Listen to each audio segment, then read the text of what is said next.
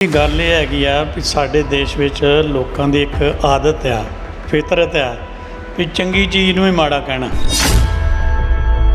ਮੈਂ ਤਾਂ ਇਹ ਸੋਚਦਾ ਵੀ 1967 ਤੋਂ ਪਹਿਲਾਂ ਵਨ ਇਲੈਕਸ਼ਨ ਵਨ ਨੇਸ਼ਨ ਹੀ ਫਾਰਮੂਲਾ ਚੱਲਦਾ ਸੀ, ਲੇਕਿਨ ਉਸ ਤੋਂ ਬਾਅਦ 86 ਪਾਰਟੀਆਂ ਨੇ, ਜਿਹੜੀਆਂ ਵੀ ਤਾਕਤਵਰ ਪਾਰਟੀਆਂ ਸੀ, ਉਹਨਾਂ ਨੇ ਆਪਣੇ ਮਫਾਦ ਵੇਂਦਿਆਂ ਹੋਇਆਂ ਇਹ ਜਿਹੜਾ ਇਹਨੂੰ ਮਤਲਬ ਇਹਨਾਂ ਚੀਜ਼ਾਂ ਨੂੰ ਚੇਂਜ ਕਰਤਾ। ਆਪਣੀ ਮਰਜ਼ੀ ਨਾਲ ਸਟੇਟ ਦੀ ਇਲੈਕਸ਼ਨ ਕਰਾ ਦੇਣੀ, ਆਪਣੀ ਮਰਜ਼ੀ ਨਾਲ ਭੰਗ ਕਰ ਦੇਣੀ। ਪਰ ਜੇ ਲਾਗੂ ਹੁੰਦਾ ਤਾਂ ਸਾਡੇ ਦੇਸ਼ ਦੀ ਇਕੋਨਮੀ ਦਾ ਹੀ ਬਹੁਤ ਵੱਡਾ ਫਾਇਦਾ ਹੁੰਦਾ ਕਿ ਜਦੋਂ ਸਾਰੇ ਦੇਸ਼ 'ਚ ਇਕੱਠੀ ਇਲੈਕਸ਼ਨ ਹੋਏਗੀ, ਸਾਰੇ ਥਾਂ ਇਕੱਠੀ ਫੋਰਸ ਲੱਗੇਗੀ। ਇਹ ਨਹੀਂ ਕੋਈ ਕਹਿ ਸਕਦਾ ਵੀ ਉੱਥੇ ਜ਼ਿਆਦਾ ਲਾਤੀ, ਉੱਥੇ ਘੱਟ ਲਾਤੀ, ਉੱਥੇ ਆਹ ਕਰਤਾ, ਉੱਥੇ ਮਸ਼ੀਨਾਂ 'ਚ ਹੇਰਾਫੇਰੀ ਹੋ ਗਈ, ਉਹ ਹੋ ਗਿਆ। ਜਦੋਂ ਸਾਰੇ ਦੇਸ਼ ਦੀ ਇੱਕ ਇਲੈਕਸ਼ਨ ਹੋਏਗੀ, ਇੱਕ ਕੌਮ ਹੋਏਗੀ, ਇੱਕ ਕੰਟਰੀ ਹੋਏਗਾ, ਅਤੇ ਕੁਦਰਤੀ ਗੱਲ ਹੈ ਕਿ ਸਾਡੀ ਸੋਚ ਜਿਹੜੀ ਉਹ ਪੋਜ਼ੀਟਿਵਲੀ ਉੱਭਰੇਗੀ ਔਰ ਚੰਗੇ ਕਰਮ ਲਈ। ਇਹ ਮੈਂ ਸਮਝਦਾ ਇੱਕ ਬਹੁਤ ਵੱਡਾ ਸਿਆਸੀ ਮੁੱਦਾ ਨਹੀਂ, ਦੇਸ਼ ਦੀ ਭਲਾਈ ਦਾ ਮੁੱਦਾ, ਔਰ ਇਹਨੂੰ ਸਾਨੂੰ ਬੜੇ ਸਹਿਣਸ਼ੀਲਤਾ ਨਾਲ ਸਾਰਿਆਂ ਨੂੰ ਇਸ ਗੱਲ ਦਾ ਸਹਿਯੋਗ ਦੇਣਾ ਚਾਹੀਦਾ। ਪਹਿਲਾਂ ਬੈਲਟ ਪੇਪਰ ਦੇ ਨਾਲ ਹੁੰਦੇ ਸੀਗੇ ਔਰ ਹੁਣ ਡਿਜੀਟਲ ਹੈਗੇ ਆ। ਦੋਨਾਂ ਦੇ ਵਿੱਚ ਇੱਕ ਤਾਂ ਫਰਕ, ਦੂਸਰਾ ਦੋਨਾਂ ਦੇ ਵਿੱਚ ਕਿਤੇ ਨਾ ਕਿਤੇ ਧਾਂਦਲੀ ਜ਼ਰੂਰ ਹੁੰਦੀ ਹੈ। ਜਦੋਂ ਬੈਲਟ ਪੇਪਰ ਸੀ ਉਦੋਂ ਲੋਕੀ ਬੈਲਟ ਪੇਪਰ ਨਾਲ ਸੈਟੀਸਫਾਈ ਨਹੀਂ ਸੀ। ਜਿਹੜੀ ਪਾਰਟੀ ਹਾਰ ਜਾਂਦੀ ਸੀ ਉਹ ਕਹਿੰਦੀ ਜੀ ਬੂਥਾਂ 'ਤੇ ਕਬਜ਼ਾ ਕਰ ਲਿਆ, ਆਪਣੀ ਮਰਜ਼ੀ ਨਾਲ ਬੈਲਟ ਪੇਪਰ ਲੈ ਕੇ ਤੇ ਵੋਟਾਂ ਪਾ ਲਈਆਂ। ਜੇ ਵੋਟਿੰਗ ਮਸ਼ੀਨ ਆਈ, ਹੁਣ ਲੋਕੀ ਵੋਟਿੰਗ ਮਸ਼ੀਨਾਂ ਨਾਲ ਵੀ ਸੈਟੀਸਫਾਈ ਨਹੀਂ। ਇਹਦੇ 'ਚ ਕੋਈ ਸ਼ੱਕ ਨਹੀਂ, ਕਈ ਥਾਂ 'ਤੇ ਹੋ ਜਾਂਦੀਆਂ ਨੇ, ਵਧੀਕੀਆਂ ਵੀ ਹੁੰਦੀਆਂ ਨੇ। ਇਲੈਕਸ਼ਨ ਚੋਣ ਕਮਿਸ਼ਨ ਜਿਹੜਾ ਹੁੰਦਾ ਹੈਗਾ, ਅਫਸਰ ਹੁੰਦੇ ਨੇ, ਉਹਨਾਂ ਨੂੰ ਕੀ ਗੱਲ ਇਲੈਕਸ਼ਨ ਦੇ ਟਾਈਮ ਹੀ ਆਪਣੇ ਆਪ ਡਿਊਟੀਆਂ ਯਾਦ ਆਉਂਦੀਆਂ ਨੇ, ਹਮੇਸ਼ਾ ਡਿਊਟੀਆਂ ਕਰਦੇ ਰਹਿੰਦੇ। ਕੁਝ ਨਿਯਮ ਇਸ ਤਰ੍ਹਾਂ ਦੇ ਬਣਾਏ ਜਾਣ ਜਿਹਦੇ ਕਰਕੇ ਜਿਹੜਾ ਵਨ ਨੇਸ਼ਨ ਤੇ ਵਨ ਇਲੈਕਸ਼ਨ ਜਿਹੜਾ ਹੈਗਾ ਇਹਨੂੰ ਵਧੀਆ ਤਰੀਕੇ ਨਾਲ ਨਿਭਾਇਆ ਜਾ ਸਕੇ।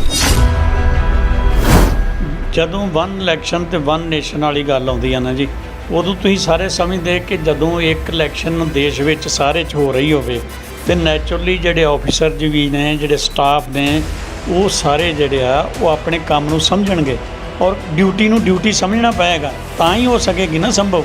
ਜੇ ਕੋਈ ਵੀ ਕੁਤਾਹੀ ਕਰੇਗਾ ਤਾਂ ਉਸ ਦਾ ਜ਼ਿੰਮੇਵਾਰ ਹੋਵੇਗਾ, he will be responsible for that. ਪਰ ਮੈਂ ਸਮਝਦਾ ਵੀ ਇਹ ਇੱਕ ਬੜਾ ਵਧੀਆ ਮੁੱਦਾ ਹੈ। ਇਹਦੇ 'ਚ ਗੁਲਾਮ ਨਬੀ ਆਜ਼ਾਦ ਵੀ ਮੈਂਬਰ ਆ, ਹਰੀਸ਼ ਸਾਲਵੇ ਵੀ ਮੈਂਬਰ ਆ, ਰਾਸ਼ਟਰਪਤੀ, ਸਾਬਕਾ ਰਾਸ਼ਟਰਪਤੀ ਕੋਵਿੰਦ ਜੀ ਉਹ ਮੈਂਬਰ ਨੇ। ਸੋ ਮੈਂ ਸਮਝਦਾ ਵੀ ਇਹ ਸਾਰੇ ਸੁਲਝੇ ਹੋਏ ਬੰਦੇ ਨੇ। ਈਵਨ ਉਹਨਾਂ ਨੇ ਇਹ ਵੀ ਕਹਿਤਾ ਵੀ ਸਟੇਟਸ ਜਿਹੜੀਆਂ ਉਹ ਆਪਣੇ ਤੌਰ 'ਤੇ ਵੀ ਡਿਸਕਸ ਕਰਨ ਇਸ ਮਸਲੇ ਨੂੰ ਕਿ ਕੀ ਵਨ ਇਲੈਕਸ਼ਨ ਅਤੇ ਵਨ ਨੇਸ਼ਨ 'ਚ ਕਿਹੜੀ ਮਾੜੀ ਗੱਲ ਆ ਜਾਂ ਕਿਹੜੀ ਚੰਗੀ ਗੱਲ ਆ।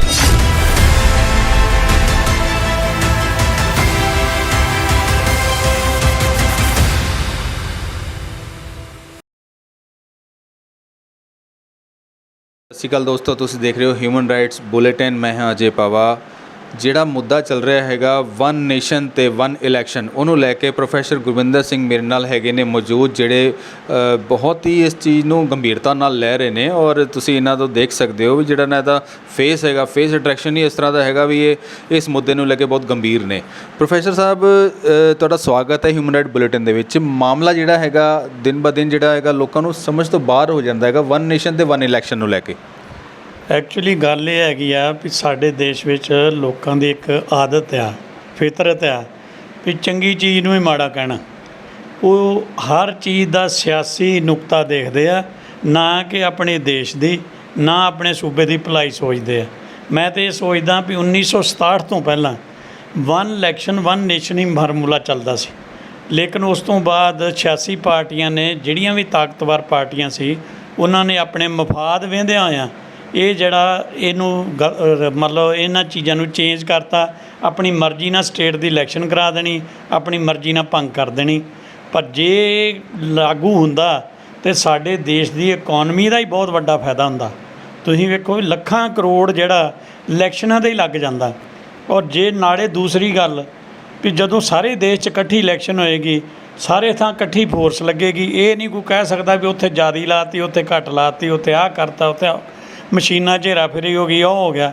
ਜਦੋਂ ਸਾਰੇ ਦੇਸ਼ ਦੀ ਇੱਕ ਇਲੈਕਸ਼ਨ ਹੋਏਗੀ, ਇੱਕ ਕੌਮ ਹੋਏਗੀ, ਇੱਕ ਕੰਟਰੀ ਹੋਏਗਾ, ਅਤੇ ਕੁਦਰਤੀ ਗੱਲ ਹੈ ਕਿ ਸਾਡੀ ਸੋਚ ਜਿਹੜੀ ਉਹ ਪੋਜ਼ੀਟਿਵਲੀ ਉੱਭਰੇਗੀ ਔਰ ਚੰਗੇ ਕਰਮ ਲਈ। ਇਹ ਮੈਂ ਸਮਝਦਾ ਇੱਕ ਬਹੁਤ ਵੱਡਾ ਸਿਆਸੀ ਮੁੱਦਾ ਨਹੀਂ, ਦੇਸ਼ ਦੀ ਭਲਾਈ ਦਾ ਮੁੱਦਾ, ਔਰ ਇਹਨੂੰ ਸਾਨੂੰ ਬੜੇ ਸਹਿਣਸ਼ੀਲਤਾ ਨਾਲ ਸਾਰਿਆਂ ਨੂੰ ਇਸ ਗੱਲ ਦਾ ਸਹਿਯੋਗ ਦੇਣਾ ਚਾਹੀਦਾ।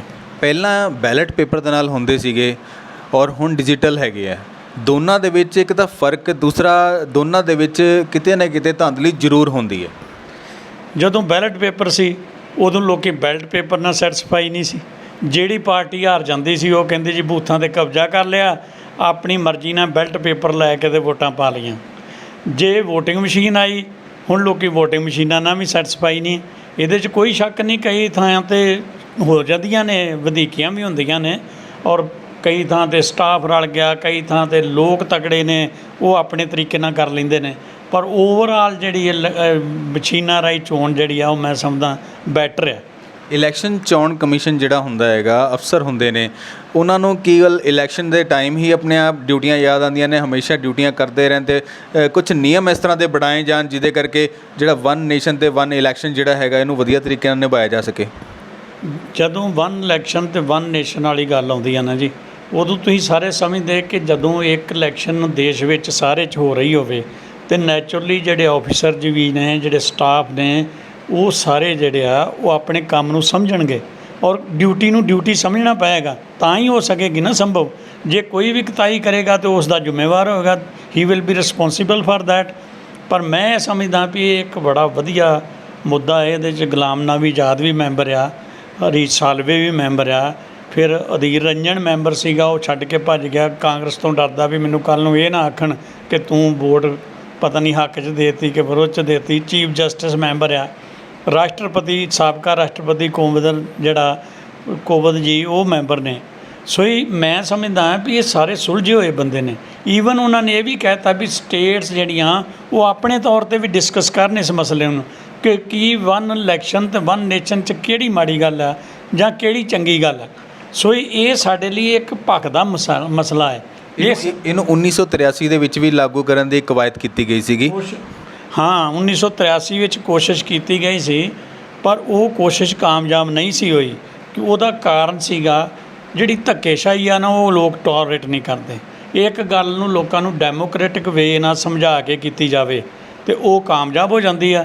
ਜੇ ਉਹਨਾਂ 'ਤੇ ਥੋਪ ਦਿੱਤੀ ਜਾਏ, ਇੰਪੋਜ਼ ਕਰ ਦਿੱਤੀ ਜਾਵੇ, ਤੇ ਉਹ ਗੱਲ ਜਿਹੜੀ ਲੋਕੀ ਨਹੀਂ ਮੰਨਦੇ। ਮੈਂ ਤਾਂ ਇੱਥੋਂ ਤੱਕ ਵੇਖਿਆ, ਅੱਜ ਨੂੰ ਕਿਸਾਨਾਂ ਦਾ ਮਸਲਾ ਤੁਸੀਂ ਵੇਖਿਆ ਹੋਣਾ, ਜੇ ਇਹੋ ਹੀ ਕਿਸਾਨਾਂ ਦਾ ਮਸਲਾ ਡੈਮੋਕ੍ਰੈਟਿਕ ਵੇ ਨਾਲ ਉਹਨਾਂ ਨੂੰ ਪਹਿਲਾਂ ਇਹ ਮੁੱਦੇ 'ਤੇ ਸਮਝਾਇਆ ਜਾਂਦਾ, ਦੱਸਿਆ ਜਾਂਦਾ, ਉਹਨਾਂ ਨੂੰ ਆਪਣੀ ਗੱਲ ਫਲੋਰਿਸ਼ ਕੀਤੀ ਜਾਂਦੀ, ਰੱਖੀ ਜਾਂਦੀ, ਤੇ ਉਹ ਅੱਜ ਇਹੋ ਜਿਹਾ ਮਸਲਾ ਹੀ ਨਹੀਂ ਬਣਨਾ।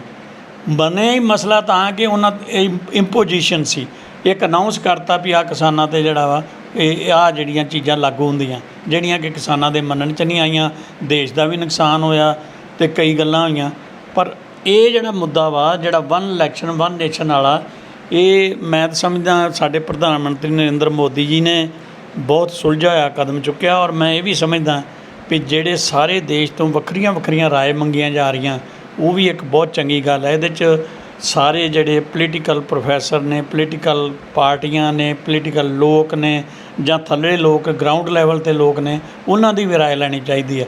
ਇੱਕ ਆਮ ਮਾਮੂਲੀ ਜੀ ਗੱਲ ਹੈ, ਜੇ ਇੱਕ ਪਿੰਡ ਦੀ ਇਲੈਕਸ਼ਨ ਹੀ 2-3 ਵਾਰੀ ਹੋ ਜੇ ਤਾਂ ਕਿੰਨਾ ਨੁਕਸਾਨ ਹੈ, ਅਤੇ ਜੇ ਉਹ ਇੱਕ ਵਾਰੀ ਹੋ ਜਾਂਦੀ ਤਾਂ ਕਿੰਨਾ ਫਾਇਦਾ ਹੁੰਦਾ। ਇਹ ਸਟੇਟ ਦੀ ਵੀ, ਇਹ ਸਾਰੇ ਇੰਡੀਆ ਲਈ ਇਕਨੋਮਿਕਲੀ ਬਹੁਤ ਵੱਡਾ ਫਾਇਦਾ ਹੋਏਗਾ। ਔਰ ਦੂਸਰਾ, ਜਿਹੜੀ ਹੇਰਾਫੇਰੀ ਦੇ ਚਾਂਸਿਸ ਬਹੁਤ ਘੱਟ ਜਾਂਦੇ ਨੇ, ਔਰ ਇਹ ਇੱਕ ਵਧੀਆ ਗੱਲ ਹੈ। ਸਾਨੂੰ ਸਾਰਿਆਂ ਨੂੰ ਇਸ ਗੱਲ ਦੀ ਜਿਹੜੀ ਹਮਾਇਤ ਕਰਨੀ। ਸਮੇਂ ਦੀ ਵੀ ਜੇ ਆਪਾਂ ਗੱਲ ਕਰੀਏ, ਆਮ ਜਨਤਾ ਦਾ ਸਮਾਂ ਵੀ ਬਚਦਾ ਹੈਗਾ, ਔਰ ਜਿਨ੍ਹਾਂ ਦੀ ਵੋਟ ਜਿੱਥੇ ਹੈਗੀ ਹੈ ਉੱਥੇ ਜਾ ਕੇ ਆਰਾਮ ਨਾਲ ਪਾ ਵੀ ਸਕਦਾ ਹੈਗਾ। ਸਮੇਂ ਦੀ ਗੱਲ ਸੁਣ ਲਓ ਵੀ ਸਭ ਤੋਂ ਵੱਡਾ ਸਾਡਾ ਨੁਕਸਾਨ ਹੁੰਦਾ ਐਜੂਕੇਸ਼ਨ ਦਾ। ਜਿਹੜੇ ਬੱਚੇ ਪੜ੍ਹਦੇ ਨੇ, ਉੱਧਰੋਂ ਉਹਨਾਂ ਦੇ ਐਗਜ਼ਾਮ ਆਏ ਹੁੰਦੇ ਆ, ਜਾਂ ਉਹਨਾਂ ਦੀ ਪੇਪਰ ਚੱਲ ਰਹੇ ਹੁੰਦੇ, ਜਾਂ ਉਹਨਾਂ ਦੀ ਤਿਆਰੀ ਚੱਲ ਰਹੀ ਹੁੰਦੀ ਆ, ਉੱਧਰੋਂ ਇਲੈਕਸ਼ਨ ਅਨਾਊਂਸ ਹੋ ਜਾਂਦੀ ਸਟੇਟ ਦੀ। ਉਹ ਕਦੀ ਬੱਚਿਆਂ ਦੇ ਪੇਪਰ ਅੱਗੇ ਕਰੋ, ਕਦੀ ਪਿੱਛੇ ਕਰੋ, ਕਦੀ ਕਿਸ ਤਰ੍ਹਾਂ ਕਰੋ।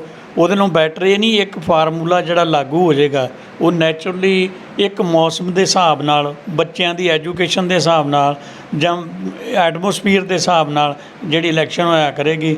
ਅਤੇ ਸਾਰਾ ਇੰਡੀਆ 'ਚ ਜਦੋਂ ਇੱਕ ਵਨ ਇਲੈਕਸ਼ਨ, ਤੁਸੀਂ ਵੀ ਰਾਜੀ ਹੋ, ਮੈਂ ਵੀ ਰਾਜੀ ਹਾਂ, ਸਾਰੇ ਰਾਜੀ ਹੈਗੇ। ਲੇਕਿਨ ਜਿਹੜਾ ਵਿਰੋਧੀ ਧਿਰਾਂ ਹੁੰਦੀਆਂ ਨੇ, ਮੌਜੂਦਾ ਜਿਹੜਾ ਪਾਵਰ 'ਚ ਪਾਰਟੀ ਹੁੰਦੀ ਹੈ, ਵਿਰੋਧੀ ਧਿਰਾਂ ਹੁੰਦੀਆਂ ਉਹਨਾਂ ਦੇ ਅਗੇਂਸਟ, ਉਹ ਕਿਉਂ ਨਹੀਂ ਇਸ ਤਰ੍ਹਾਂ ਦਾ ਜਿਹੜਾ ਫੈਸਲਾ ਲੈਣਾ ਚਾਹੁੰਦੀਆਂ? ਉਹ ਆਉਂਦੇ ਹੁੰਦੇ ਨਾਚ ਨਾ ਜਾਣਾ ਵਿਹੜਾ ਸੌੜਾ। ਮਤਲਬ ਗੱਲ ਕਾਹਦੀ ਆ ਵੀ ਸਿਆਸੀ ਪਾਰਟੀਆਂ ਨੂੰ ਆਪਣੀ ਇਹ ਲੱਗੀ ਹੋਈ ਆ ਵੀ ਜੇ ਵਨ ਨੇਸ਼ਨ ਵਨ ਇਲੈਕਸ਼ਨ ਹੋਈ ਤੇ ਪਤਾ ਨਹੀਂ ਸਾਡਾ ਕੀ ਨੁਕਸਾਨ ਹੋ ਜਾਣਾ। ਨਾਲੇ ਉਹਨਾਂ ਤੇ ਜਿਹੜੀ ਮੌਕੇ ਦੀ ਗੌਰਮੈਂਟ ਉਹਦੀ ਵਿਰੋਧਤਾ ਕਰਨੀ ਆ, ਚਾਹੇ ਉਹ ਕੋਈ ਵੀ ਗੱਲ ਕਰਨ, ਚਾਹੇ ਕੋਈ ਵੀ ਮੁੱਦਾ ਕਿਉਂ ਨਾ ਹੋਵੇ, ਉਹਨਾਂ ਨੇ ਮੌਕੇ ਦੀ ਸਰਕਾਰ ਦੀ ਵਿਰੋਧਤਾ ਕਰਨੀ। ਉਹਨਾਂ ਦਾ ਤੇ ਸਿਸਟਮ ਹੀ ਇਹ ਹੈ। ਮੇਰਾ ਆਖਰੀ ਸਵਾਲ ਇਹੀ ਹੈਗਾ, ਵਨ ਨੇਸ਼ਨ ਤੇ ਵਨ ਇਲੈਕਸ਼ਨ ਨੂੰ ਲੈ ਕੇ ਤੁਹਾਡੀ ਜਿਹੜੀ ਜਨਤਾ ਨੂੰ ਅਪੀਲ ਕੀ ਹੈਗੀ ਵੀ ਜਨਤਾ ਦੀ ਵੀ ਰਾਏ ਕਿਤੇ ਨਾ ਕਿਤੇ ਆਫੀਸ਼ੀਅਲ ਤੱਕ ਪਹੁੰਚਣੀ ਚਾਹੀਦੀ ਹੈ? ਵੇਖੋ ਜੀ, ਜਿਹੜੀ ਅਸੀਂ ਲੋਕਾਂ 'ਚ ਵਿਚਰਦੇ ਹਾਂ, ਲੋਕਾਂ ਨੂੰ ਮਿਲਦੇ ਹਾਂ, ਸੁਣਦੇ ਹਾਂ, ਚੰਗੇ ਚੰਗੇ ਪੜ੍ਹੇ ਲਿਖਿਆਂ ਨੂੰ ਯੂਨੀਵਰਸਿਟੀਜ਼ ਵਿੱਚ, ਕਾਲਜਸ ਵਿੱਚ, ਸਕੂਲਸ ਵਿੱਚ ਔਰ ਈਵਨ ਡਾਕਟਰਸ ਵਿੱਚ, ਮੈਡੀਕਲ ਲਾਈਨ 'ਚ ਪ੍ਰੋਫੈਸ਼ਨਲ ਲੋਕਾਂ ਨੂੰ ਵੀ ਮਿਲਦੇ ਹਾਂ। ਸਾਰੇ ਇਸ ਗੱਲ 'ਤੇ ਮੁਤਫਿਕ ਨੇ ਔਰ ਪੇਂਡੂ ਲੋਕ ਖਾਸ ਕਰਕੇ ਜਿਹੜਾ ਗਰਾਊਂਡ ਲੈਵਲ ਦਾ ਵੋਟਰ ਆ ਉਹ ਇਸ ਗੱਲ 'ਤੇ ਮੁਤਫਿਕ ਆ ਵੀ ਰੋਜ਼ ਦੀ ਲੜਾਈ ਨਾਲੋਂ ਵੀ ਇੱਕ ਇਲੈਕਸ਼ਨ ਇੱਕ ਨੇਸ਼ਨ ਵਾਲੀ ਗੱਲ ਹੋ ਜੇ ਤੇ ਸਾਰਾ ਰੱਟਾ ਹੀ ਨਿਬੜ ਜਾਂਦਾ। ਔਰ ਮੈਂ ਇਹ ਵੀ ਕਹਾਂਗਾ ਵੀ ਸਾਨੂੰ ਸਾਰਿਆਂ ਨੂੰ ਸੁਹਿਰਦ ਸੋਚ ਰੱਖਣੀ ਚਾਹੀਦੀ, ਸਾਨੂੰ ਆਪਣੇ ਦੇਸ਼ ਦੀ ਭਲਾਈ ਸੋਚਣੀ ਚਾਹੀਦੀ, ਸਾਡੇ ਦੇਸ਼ ਲਈ ਚੰਗਾ ਕੀ ਆ ਮਾੜਾ ਕੀ ਆ ਉਹ ਸੋਚ ਕੇ ਇਹ ਫੈਸਲਾ ਲੈਣਾ ਚਾਹੀਦਾ ਔਰ ਇਹਦੀ ਡਟ ਕੇ ਹਮਾਇਤ ਕਰਨੀ ਚਾਹੀਦੀ ਆ। ਮੈਂ ਤਾਂ ਇਹੀ, ਮੇਰਾ ਵਿਚਾਰ ਇਹੀ ਆ ਕਿ ਇਹ ਲਾਗੂ ਹੋਣਾ ਚਾਹੀਦਾ। ਸੋ ਹਿਊਮਨ ਰਾਈਟ ਬੁਲੇਟਿਨ ਦੇ ਵਿੱਚ ਮੇਰੇ ਨਾਲ ਗੁਰਮਿੰਦਰ ਸਿੰਘ ਜੀ ਨੇ ਗੱਲ ਕੀਤੀ ਸੀਗੀ।